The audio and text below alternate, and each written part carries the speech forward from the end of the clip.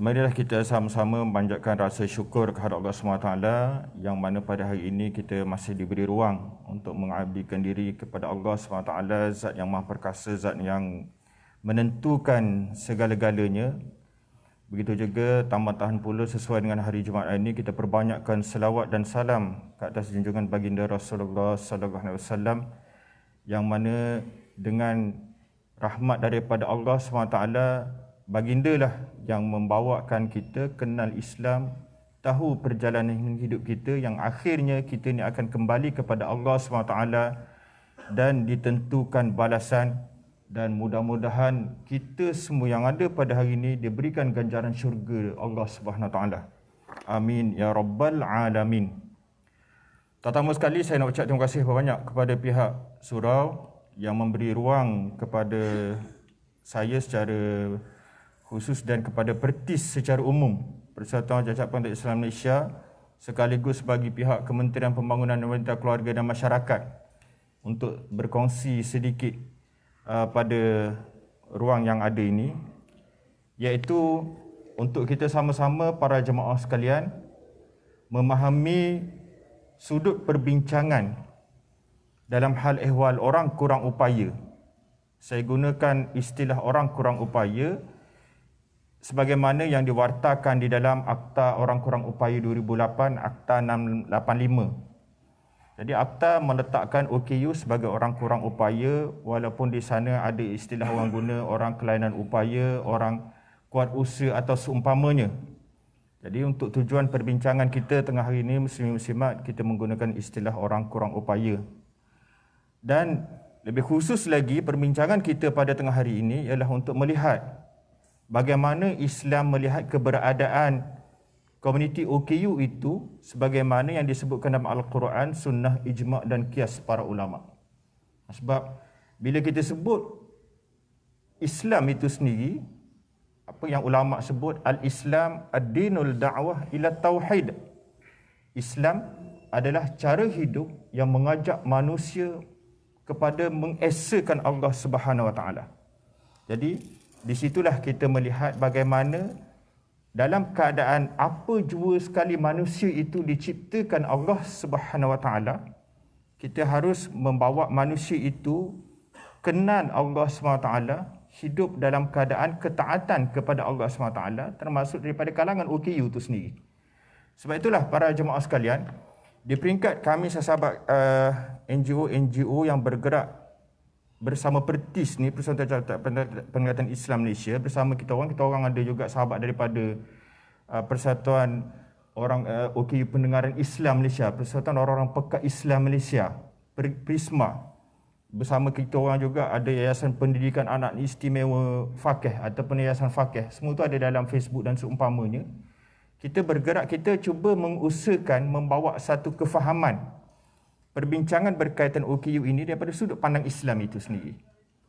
Jadi, sebagaimana yang Allah sebut dalam ayat yang saya bacakan awal tadi para jemaah sekalian, iaitu daripada surah Al-Isra ayat 70. Allah menyebut, A'udzubillahi minasyaitonirrajim, wa laqad karamna bani Adam. Kami, yakni Allah, sesungguhnya kami, yakni Allah, memuliakan setiap anak Adam. Sangat menarik ayat ini para jemaah sekalian. Allah Subhanahu Wa Taala yang merupakan Rabbul Alamin, yang menciptakan manusia, Allah Ta'ala memuliakan ciptaan dia. Dan sebagaimana yang disebutkan oleh almarhum Dr. Wahbah Zuhaili dalam kitab tafsir dia, dalam mentafsirkan ayat ini, bila disebut Bani Adam, ia termasuk setiap segmen manusia, dan beliau secara khusus menyebut termasuk orang cacat. Maknanya kalaulah orang biasa, orang yang bukan OKU, berhak kepada apa yang istilahnya kepada hak-hak sosial, hak politik, hak perundangan, hak pendidikan, pekerjaan atau seumpamanya, hak yang samalah harus diberikan kepada kumpulan komuniti yang disebut sebagai orang kurang upaya. Dan dalam penegasan Allah SWT ayat ini, Allah menyebut antara lainnya, وَرَزَقْنَاهُمْ مِنَ الطَّيِّبَاتِ. Allah rezekikan kita manusia ni daripada hal-hal yang baik. Dan yang akhir Allah menyebut وَفَضَّلْنَاهُمْ عَلَى كَثِيرٍ مِّمَّنْ خَلَقْنَا تَفْضِيلًا. Allah muliakan manusia walaupun dia seorang OKU terlantar berbanding makhluk-makhluk yang lain. Jadi para jemaah sekalian, asas dia di situ. Sebab itulah bila kita nak bawa perbincangan, sebab saya dan sahabat-sahabat kita nak bawa perbincangan OKU dalam Islam ini, kita bina satu outline, satu rangka kursus yang kami namakan OKU Muqarrabun. OKU Muqarrabun ini kita ambil semangat bila mana Allah berfirman was-sabiqun as-sabiqun dalam surah Waqiah. Antara orang yang awal diberi ganjaran yang awal Allah Subhanahu Wa Taala di hari akhirat nanti. Dan Allah menyebut mereka itu ulaikal muqarrabun. Mereka ini adalah golongan yang dekat kepada Allah Subhanahu Wa Taala. Dan antara yang disebut para ulama sebut tentang description ayat ini ialah para sahabat ridwanullahi ajma'in yang berjuang bersama Rasulullah sallallahu alaihi wasallam di kota Mekah. Dan tak syak lagi para jemaah sekalian, golongan awal ini termasuk salah seorangnya ialah Abdullah ibnu Ummu Maktum. Sayyidina Abdullah ibnu Ummu Maktum, seorang sahabat OKU penglihatan yang Allah rakamkan ceritanya dalam surah Abasa. Jadi kerana situlah kita mengambil semangat bagaimana Al-Quran secara jelas mengangkat komuniti OKU ni secara khusus dalam perbahasan-perbahasan yang banyak. Jadi kita namakan perbincangan berkaitan OKU dalam Islam ni, kita nak mengharapkan kekuatan daripada kalimah Al-Quran itu sendiri, keberkatan daripada kalimah Al-Quran itu sendiri yang kita sebutkan sebagai OKU Muqarrabun. Jadi tajuk inilah para jemaah sekalian saya cuba nak bawa dalam perbincangan kita pada tengah hari ini setakat mana yang sempat. Sebab dalam outline tajuk ni kita orang buat susun 14 tajuk. Mula daripada asas kita nak faham OKU itu sendiri, sampailah kenapa Allah SWT sengaja menciptakan manusia ini, dari kalangan manusia ini OKU, dan bagaimana harusnya manusia yang disebut sebagai OKU tu berinteraksi, dan masyarakat pula bagaimana seharusnya orang kata communicate balik dengan manusia yang disebut sebagai OKU tu.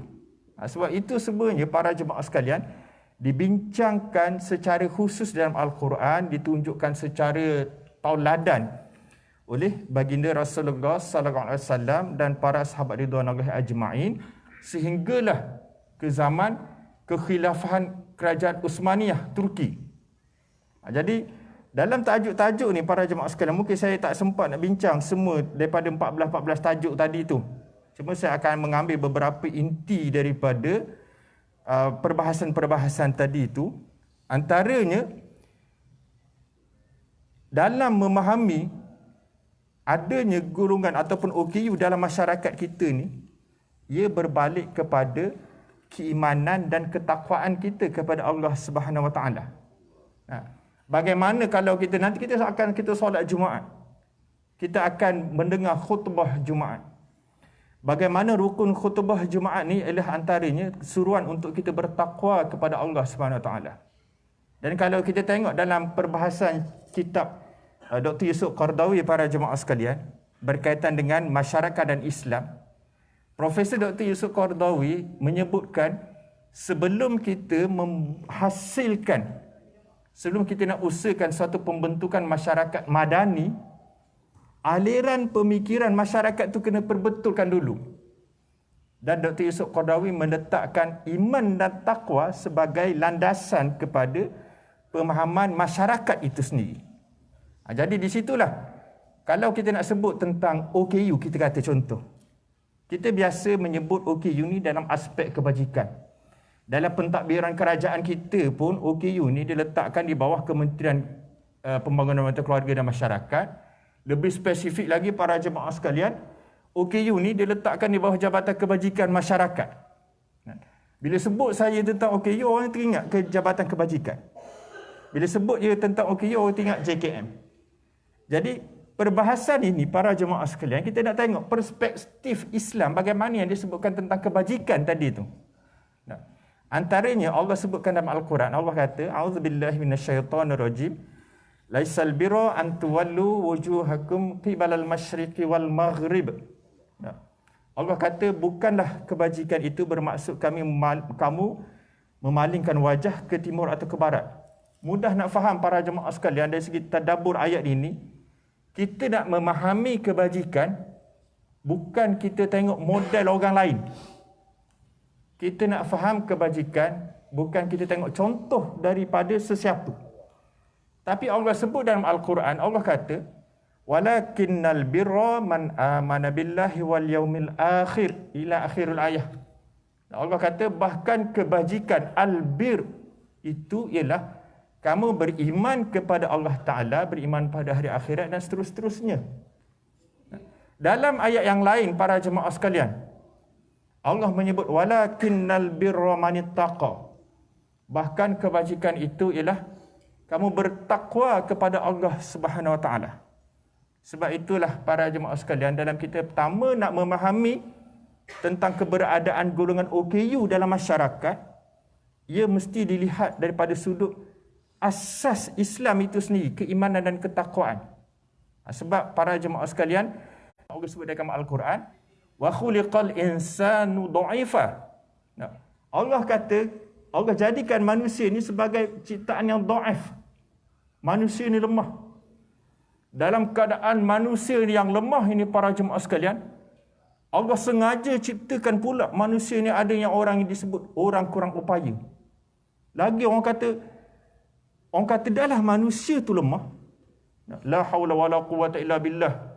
Manusia ini tak ada upaya melainkan apa yang Allah beri.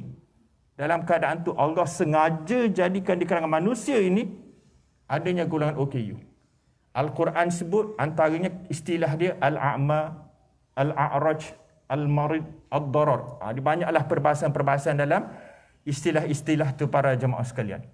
Jadi asas pertama kita nak faham keberadaan OKU dalam masyarakat kita ni, sama ada kita sebagai OKU, mungkin tuan-tuan bukan OKU, tapi di kalangan kita ni ada sahabat OKU. Kenal sahabat-sahabat daripada kalangan OKU. Ada sahabat-sahabat kita yang punyai anak-anak OKU. Dalam keadaan tu, kita kena letak satu kefahaman yang adanya OKU tu adalah kehendak dan ketentuan Allah SWT. Bukan orang kata, oh dia tu padan dah dapat anak OKU sebab masa ibu mengandung, suami dia buat sekian-sekian. Ibunya buat sekian-sekian, dapat anak OKU. Sebab pemikiran ini para jemaah sekalian masih orang kata masih dominan dalam masyarakat kita. Bila setiap kali kita orang buat program ziarah Turun Padang dan seumpamanya, aliran pemikiran ini masih orang kata masih menjadi kuat, masih kuat dalam budaya kehidupan kita. Jadi asas itu yang paling utama. Kita nak faham adanya OKU itu bukan kerana badi, bukan kerana tulah atau seumpamanya, tetapi ia adalah ketentuan dan kehendak Allah SWT. Yang jadi OKU kerana buatan lain, misal kata kemalangan ke apa, ke rempit ke apa, semua itu satu cerita yang lain lah. Tapi apa yang jelas, berlakunya takdir ketentuan manusia itu dijadikan sebagai OKU itu adalah kehendak Allah SWT. Sebab daripada situ kita akan faham macam mana kita nak melihat, macam mana kita nak mengatur pembangunan OKU itu dalam kehidupan kita tadi para jemaah sekalian. Sebab asas yang saya sebut daripada awal tadi, kita kena faham al-Islam, Islam itu ialah dinul da'wah ila tauhid. Cara hidup yang nak mengajak manusia kepada mengesakan Allah Subhanahu Wa Taala. Macam mana kita nak fikir ni, nak ajak orang buta yang tak boleh melihat kenal Allah Taala. Bagaimana kita nak ajak orang pekak yang tak boleh mendengar, boleh faham Islam. Bagaimana kita nak mengajak orang OKU lumpuh, sama ada tangan, kaki atau seumpamanya, dia boleh beramal dalam keadaan kedhaifan itu, beramal dengan amalan-amalan Islam. Tak mudah para jemaah sekalian. Kalau tuan-tuan berjumpa dengan OKU sekitar Putrajaya ni, mungkin sebab diorang dah educated. Kalau tuan-tuan pergi ke kampung-kampung yang ramai lagi kat luar sana, bila kita nak ajak OKU ni beragama, apa cerita agama? Seolahnya bahasa mudahnya macam tu. Nak cerita agama apa dia, aku ni tak nampak. Nak cerita agama apa dia, aku ni tak dengar. Nak cerita agama apa? Tangan aku tak ada kaki. Macam-macam dia punya cabaran pemikiran tu para jemaah sekalian. Jadi di situlah asas bila kita nak melihat keberadaan OKU daripada sudut pandangan Quran, sunnah, ijma' dan kias para ulama yang telah disusun, ialah asas dia tadi tu, keimanan dan ketakwaan kepada Allah SWT. Tentang kalau kita nak cerita, OKU ni asal kita jaga kebajikan, makan minum dia, itu fitrah manusia para jemaah sekalian. Manusia untuk hidup dia kena makan. Untuk hidup dia kena ada pakaian. Untuk hidup dia kena ada keperluan-keperluan material. Itu bukan satu persoalan yang orang kata yang sangat kritikal. Tapi yang lebih kritikal itu bagaimana kita nak mengajak manusia itu mengesakan berpegang dengan akidah Islamiah tadi itu. Sebab bila manusia itu berpegang kepada akidah Islamiah, keyakinan yang kita kena ada, sebagaimana yang Allah sebut, "May yattaqillah yaj'al lahu makhraja." Bila kita sebut ayat 1000 dinar ni, kita nampak jelas. Nega untung. Buat apa-apa menjadi. Tapi lebih daripada itu para jemaah sekalian, bila kita sebut ayat daripada surah At-Talaq ini, ketakwaan manusia kepada Allah Subhanahu Wa Taala, dia akan membuka suatu ruang yang baru. Makhraja, mim kharajim, exit. Exit ni tak ada cerita makhraja ni daripada keluasan kepada kesempitan. Melainkan daripada kesempitan daripada keluasan. Daripada penderitaan kepada kemudahan para jemaah sekalian.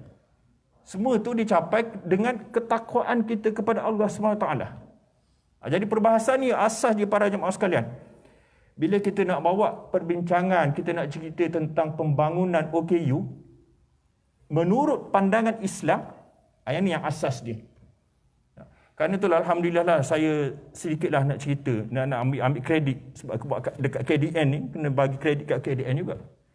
Kita sangat-sangat bersyukur dan berterima kasih bila KDN bantu Pertis ni untuk menerbitkan Al-Quran Braille Mashaf Malaysia.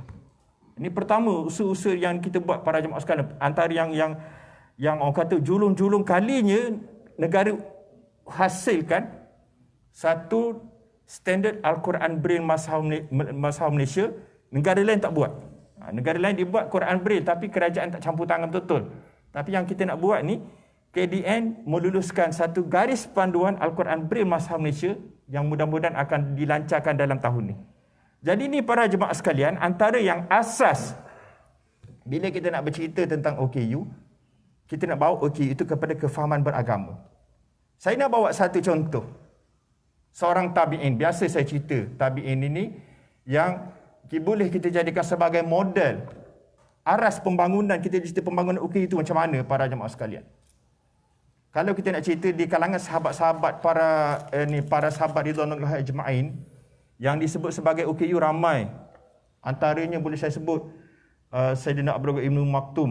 Cerita dia sangat menarik, ada rezeki, ada izin Allah Ta'ala, kita akan kupas sebagaimana yang dirakamkan dalam Al-Quran surah Abasa. Hari ini memang tak sempat para jemaah sekalian. Lain-lain sahabat yang disebut sebagai OKU termasuk Amru bin Jumuh. Amru bin Jumuh ni seorang OKU anggota. Dia syahid di medan Uhud, dia masuk Islam lewat sikit. Cerita dia pun sangat menarik. Kemudiannya antara sahabat-sahabat yang OKU juga Itban bin Malik. Itban bin Malik ni seorang yang buta. Dia ni pernah sempat mengikuti peperangan Badar. Dia juga digelar Al-Badri. Yang sahabat yang mengikuti perang Badar. Nama dia Itban bin Malik. Tak berapa lama balik daripada perang Badar tu, dia jadi tak nampak para jamaah sekalian. Istilah kita ini adult blind. Tapi ada cerita menarik yang disebutkan dalam sirah. Kemudiannya ada seorang sahabat yang tidak disebutkan tidak ada sebut nama dia dalam sirah. Kalau tuan-tuan pernah mengikuti cerita Ghazwah Tabuk, peperangan Tabuk, ada seorang sahabat Nabi, dia ni kedua-dua tangan tak ada. Tetapi dia berusaha untuk menyumbang kepada medan Tabuk ni dengan bekerja menyiram kebun kurma seorang korporat Yahudi. Satu malam para jemaah sekalian, dia kerja siram kebun Yahudi ni dengan menggunakan geraham gigi dia. Sebab dia tak ada tangan, dia gunakan geraham gigi tu, ambil timba, campakkan ke dalam perigi. Tuan-tuan bayang, kalau bahasa Kelantan dikagar air. Dia timba air tu dengan menggunakan geraham gigi tu, dan sebelum menjelang subuh selesai dia buat kerja. Tuan-tuan bayangkan upah yang dia dapat. Kalau kita mungkinlah kita nak bagi, kalau timbangan kurma tu orang kata satu bekas yang besar ke apa ke, Yahudi tu bagi hanya sekampit kurma saja para jemaah sekalian. Sahabat yang OKU ni pergi kepada Rasulullah sallallahu alaihi wasallam. Jibril dah cerita pada Nabi tentang dia ni. Nabi ambil atas. Nabi kata sumbangan ni yang paling bermakna hari ini. Kita sebut itu sirah para jemaah sekalian. Bagaimana Nabi didik sahabat-sahabat termasuk daripada kalangan OKU sehingga melahirkan generasi yang sedemikian. Saya sebut lagi beberapa nama contoh tabi'in daripada kalangan OKU. Antaranya Urwah bin Zubair.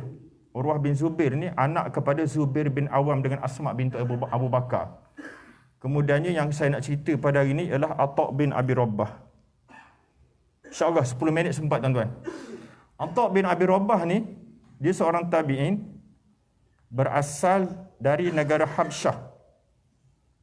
Orang berbangsa Habsyi. Tuan-tuan boleh bayanglah, daripada negara Afrika Selatan ni, kulit pun tak cerah, rambut pun tak lurus tuan-tuan. Maknanya kalau kita tengok kata, dari segi penglihatan, pandangan mata, tak sedap mata memandang. Atha' bin Abi Rabbah. Tak cukup daripada itu, Atha' bin Abi Rabbah ni mata kanan dia cacat.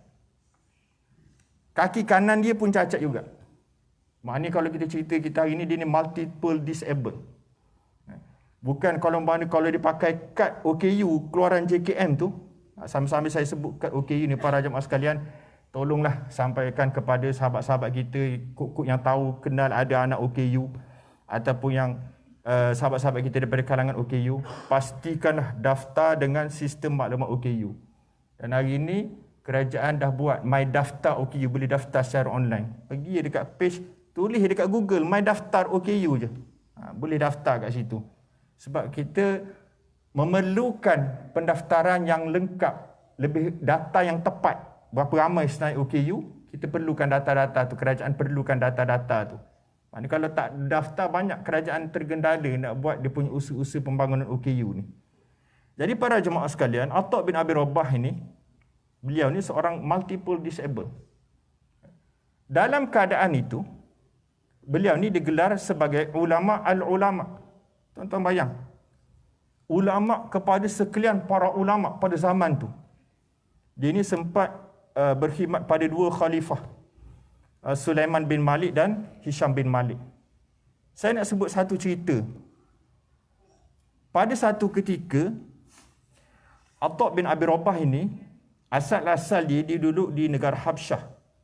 Kemudiannya dia pergi berhijrah ke Mekah dan dijadikan hamba. Dijadikan hamba. Masa dia jadi hamba ni para jemaah sekalian, dia bahagikan masa dia ni kepada 3. Pertama, untuk dia berkhidmat kepada tuan dia. Kedua, masa untuk dia beribadat kepada Allah SWT. Yang ketiga, dia bahagikan masa dia untuk menuntut ilmu di Masjidil Haram. Jadi tuan-tuan bayanglah, masa dia ada 3. Masa untuk dia berkhidmat kepada tuan dia, masa untuk dia beribadat kepada Allah SWT, dan masa dia untuk menuntut ilmu. Tak ada istilah rehat ke apa, tak ada. Mana di celah-celah 3 waktu itulah dia ambil nafas.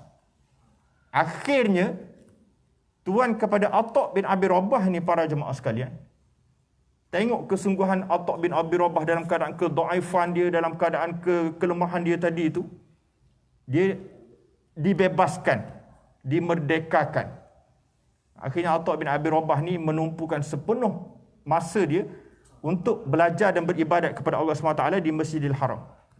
Akhirnya dia menjadi seorang yang sangat-sangat terkenal dengan keilmuan dia. Satu waktu para jemaah sekalian, diceritakan oleh Imam Abu Hanifah. Imam Abu Hanifah ni satu waktu pergi menunaikan umrah. Pergi umrah para jemaah sekalian, selesai sa'i, Imam Abu Hanifah nak pergi bertahalul, cukur rambut. Tak pergi keluar daripada masjid, pergi ke kedai gunting. Macam sekarang lah kan, kita keluar ke saing keliling Masjidil Haram tu banyak kedai gunting. Dia pun masuk ke salah satu kedai gunting. Assalamualaikum ya Syekh, beri salam. Terus ditanya, berapa dia nak gunting rambut? Tuan kedai tu sound balik Imam Abu Hanifah. Masa tu internet tak ada, TV tak ada, WhatsApp tak ada, Facebook, jauh lah para jemaah sekalian. Tuan kedai ni tak kenal, yang datang tu ialah Imam Abu Hanifah. Kata, ya Syekh, ya akhi, ittaqullah. Tuan kedai tu sound pada dia balik. Dia kata, tuan, saudaraku, bertakwa kepada Allah Ta'ala. Kalau kita kena pun terkejut para jemaah sekalian. Apa pula cerita, tanya berapa dia, tiba-tiba suruh bertakwa kepada Allah Ta'ala. Lalu tukang gunting tu pun beritahu. Dia kata, wahai saudaraku, kamu nak bertahallul, ibadat. Aku nak gunting rambut kamu, nak menyempurnakan ibadat kamu. Mana boleh ada ria-ria, dia kata. Berapa yang kamu bayar, aku terima. Mana bahasa dia. Mana kaedah ni kita tak boleh lah guna pula bila kita pergi ke Mekah, tuan-tuan. Jadi, Imam Abu Hanifah kata, aku belajar pertama tentang takwa. Kemudian Imam Abu Hanifah ni pun duduk. Duduk, orang kata, macam kita lah. Bila kita duduk atas kursi gunting tu, kita tak kisahlah nak menghadap mana-mana pun, kita duduk macam tu je. Habis-habis menghadap ke cermin ni, tuan-tuan. Bila duduk macam tu, tukang gunting ni sama pelik. Ya akhi, ittaqullah. Wahai saudaraku, bertakwa kepada Allah Ta'ala. Kamu ni dalam ibadat, menghadap kiblat. Imam Abu Hanifah kata nombor 2, aku belajar tentang takwa. Kemudian dia nak start gunting, para jemaah sekalian, nak start syukur. Imam Abu Hanifah macam kita lah, main holo kepala macam tu kan. Tapi tukar gunting tu sound, ya saudaraku, bertakwa kepada Allah SWT. Sesungguhnya Rasulullah SAW suka memulakan sesuatu pekerjaan daripada sebelah kanan. Imam Abu Hanifah dia kata nombor 3, aku belajar tentang takwa, aku start minta digunting daripada sebelah kanan. Tukar gunting pun mula gunting, tuan-tuan. Mula gunting, macam kita lah juga. Bila tukang gunting mula gunting, kita pun syok, steady kan. Dia kata, wahai saudaraku, bertakwa kepada Allah Ta'ala, jangan diam, zikrullah. Kan? Dia kata nombor 4, aku belajar tentang takwa. Dia pun berzikir. Siap. Dia pun buat bayaran, tukang gunting tu terima, dia nak keluar. Keluar daripada kedai, tukang gunting tu panggil. Saudaraku, bertakwa kepada Allah Ta'ala. Apa pula? Kamu baru selesai ibadat, berdoa. Dia kata, atas peristiwa gunting tu saja, Imam Abu Hanifah cerita, aku belajar tentang 5 event, 5 langkah untuk bertakwa kepada Allah SWT. Lalu Imam Abu Hanifah ni, para jemaah sekalian pelik. Siapa dia tukang gunting ni dia? Tengok biasa-biasa saja. Tapi siapa dia sebenarnya Muhammad ni? Dia pun tanya. Tukang gunting tu, siapa dia sebenarnya? Lalu tukar gunting tu pun cerita para jemaah sekalian. Dia kata, suatu waktu dulu, pernah datang ke kedai aku ni, Atha' bin Abi Rabbah. Bila disebut macam tu, Imam Abu Hanifah pun perasan lah. Ini mesti, orang kata saran ataupun pengajaran daripada Atha' bin Abi Rabbah. Lalu tukar gunting tu cerita, Atha' bin Abi Rabbah pernah datang ke sini, dan dia mengajarkan kepada aku 5 perkara ni, sekarang aku ajar juga pada kamu. Nak ceritanya para jemaah sekalian, Atha' bin Abi Rabbah mengajarkan kepada kita daripada sudut pandang seorang Muslim, pilihan raya pada seorang Muslim ada pada setiap waktu. Kalau kita rakyat Malaysia, pilihan raya ni 5 tahun sekali nak pilih A ataupun B. Tapi bagi kita orang Islam, pilihan raya ada setiap waktu, setiap saat. Nak buat sesuatu tu kerana apa? Atas pilihan untuk Allah ataupun atas pilihan untuk kita sendiri. Mudah ya para jemaah sekalian. Kita masuk dalam surau ni, nak buat kerana Allah Ta'ala, niat iktikaf. Selesai masalah. Salah kata tertidur ke, terlelap ke, pahala berjalan. Kalau tak ada niat iktikaf, saja je, rugi. Itu contoh dia para jemaah sekalian. Bagaimana dalam setiap waktu, kita mesti meletakkan ketakwaan kepada Allah SWT itu sebagai sasaran kita. Kerana itu berbalik pada tajuk yang kita bincang hari ini para jemaah sekalian. Kerana itu kita dalam membincangkan hal ehwal OKU ni, sebab ada satu kefahaman dalam masyarakat. Bila sebut OKU, selesai masuk syurga. Sebab ada sandaran hadis. Hadis tu hadis kursi para jemaah sekalian. Bagaimana disebut, idza akhaztu karimata 'abdi falam ajid lahul jaza' illa al jannah. Cerita riwayat daripada Anas bin Malik. Anas bin Malik ni satu waktu para jemaah sekalian dia duduk dalam majlis bersama Rasulullah sallallahu alaihi wasallam. Datang Jibril. Lalu depan Abdullah ibn Umi Maktum berupa seorang lelaki. Jibril tanya pada Abdullah ibn Maktum, "Kamu tak nampak ni daripada kecil?" "Naam, betul." Lalu Jibril pun menyampaikan firman Allah Taala itu kepada Rasulullah sallallahu alaihi wasallam. Apabila ditarik, "Idza akhaztu karimata 'abdi." Apabila ditarik kemuliaan karimata. Kalau bahasa kita para jemaah sekalian, karimata ni maksud dia, karimah ni machonya manusia ni Allah tarik. Yang mana ada tangan, tak ada tangan, yang mana ada mata, tak nampak dan seumpamanya. Apabila ditarik kemuliaan daripada hamba-Ku, falam ajilillahul jaza' illa jannah. Tidak ada balasan yang selayaknya melainkan syurga. Maka tersebarlah kefahaman pada OKU, kamu OKU ahli syurga. OKU dengar, senang, kita tak payah sembahyang pun settle. Itu yang biasa berlaku para jemaah sekalian. Jadi biasa-biasa bila kita nak beri kefahaman kepada OKU, macam ni kita nak faham hadis Rasulullah SAW, hadis kursi ni. Kita dapat tiket free nak pergi masuk pertandingan, masuk menyaksikan Piala Malaysia pusingan akhir. Tiket free. Duduk kat Putrajaya. Aku dapat tiket free masuk Bukit Jalil, dapat yang first class pula tu kat depan, kat stage. Bangga satu Putrajaya round cerita aku dapat tiket free. Dapat pula tu daripada pejabat PM. Tiket free. Pergi ke stadium. Pergi stadium, sampai depan stadium dekat pintu penjaga tu, penjaga tanya, "Mana tiket?" "Saya dapat tiket free." "Mana tiket?" "Tiket free lah kat rumah." Sampai sudah tak dapat masuk stadium para jemaah sekalian. Sebab tiket tu bawa. Macam mana kita nak faham? Seorang OKU, Allah jamin masuk syurga. Tapi syarat dia kena beramal dengan amalan Islam dengan kadar kemampuan yang ada. Itu dia punya huraian paling mudah. Jadi itulah para jemaah sekalian. Dalam kita nak fahamkan OKU beragama ini, macam mana kita nak buat OKU yang ada kat Malaysia ni, 7 kategori ni. Ada yang memang ada taklifan, ada yang tidak ada taklifan, tapi dakwah Islamiah tu kita kena sampaikan. Sebab manusia ni para jemaah sekalian, ayat yang saya nak bawa yang akhir, Allah sebut, "Am hasibta anna ashabal kahfi waraqimi kanu min ayatina ajaba." Kebetulan dan hari Jumaat para jemaah sekalian. Mudah-mudahan Allah beri kemudahan kita para jemaah sekalian beramal dengan surah Kahfi pada hari Jumaat. Bebas daripada gangguan dan kejahatan Dajjal. Allah sebut, apakah kamu nak rasa pelik dengan peristiwa Allah menidurkan 300 tahun pada cerita Ashabul Kahfi. Allah kata pada diri kamu manusia tu pun dah ada keajaiban dia. Itulah cerita para jemaah sekalian bagaimana kita nak fahamkan OKU. Takdir Allah kepada manusia bila dia dijadikan OKU. Seorang ibu bapa tak pernah angankan dapat anak OKU. Tup Allah berikan dia anak OKU. Ada tanda-tanda kekuasaan dan keagungan Allah Ta'ala kat situ. Jadi itulah para jemaah sekalian. Akhir saya nak bawa, saya nak tutup orang kata ruang perkongsian tazkirah kita pada tengah hari ini.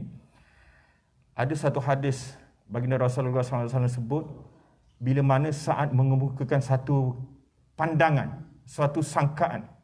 Sa'ad bin Abi Waqqas satu ketika dia mengemukakan pandangan dia kekuatan Islam ini pada strategi dan kekuatan material. Rasulullah sebut, "Innama yansurullahi hadhil ummah." Sesungguhnya pertolongan Allah kepada ummah ini bidha'ifiha. Kerana di tengah-tengahnya ada orang dhaif. Adanya OKU, adanya warga emas, adanya orang-orang yang lemah dan seumpamanya. Bid'awatihim, yang mereka sentiasa berdoa kepada Allah SWT, wa salatihim, mendirikan solat, wa ikhlasihim, mereka sentiasa mengikhlaskan diri kepada Allah SWT. Ulama cerita tentang hadis ni sangat menarik para jemaah sekalian. Kerana tentulah dalam ruang yang ada ni saya nak mengajak tuan-tuan para jemaah sekalian kat sini, sahabat-sahabat di KDN ini, sama-sama kita membantu usaha pihak berkuasa. Isu cerita OKU ni bukan cerita KPWKM semata-mata, tetapi ia adalah menjadi tanggungjawab kita seluruh umat Islam untuk sama-sama membawa bagaimana OKU ini harus beragama. Jadi para jemaah sekalian, saya ada tinggalkan pamphlet pertis kat sini ni. Nanti boleh ambil lah dalam yang di edaran tu. Setakat ni Alhamdulillah kita dapat bergerak program-program seumpama ni pun di merata tempat dengan dukungan sepenuhnya daripada masyarakat selain daripada kemudahan yang diberikan oleh pihak kerajaan. Sekadar itu para jemaah sekalian, segala yang baik itu datang daripada Allah SWT, yang lain itu daripada kelemahan dan kedaifan diri saya sendiri yang perlu sentiasa kita perbaiki. Akhirnya marilah kita sama-sama berdoa mengharapkan redha dan pertolongan Allah SWT. Mudah-mudahan kita ni bebas daripada penyakit yang ada sekarang, wabak yang ada sekarang. Allah berikan kesihatan kepada kita, hidup di dunia dan akhirat, keberkatan dalam seluruh kehidupan kita. A'udzubillahi minasyaitonirrajim. Bismillahirrahmanirrahim. Alhamdulillahirabbil alamin wassalatu wassalamu ala asyrafil anbiya'i wal mursalin wa ala alihi washabihi ajma'in. Allahumma arinal haqqan haqqan warzuqna ittiba'ah wa arinal batila batilan warzuqna ijtinabah. Allahumma nawwir qulubana bi nuhdatika kama tarda min syamsika abadan abada. Rabbana atina fid dunya hasanah fil akhirati hasanah wa qina adzaban nar. Wa sallallahu ala sayyidina Muhammad wa ala alihi wasallam. Alhamdulillahirabbil alamin. Sekadar itu muslimin muslimat, assalamualaikum warahmatullahi wabarakatuh.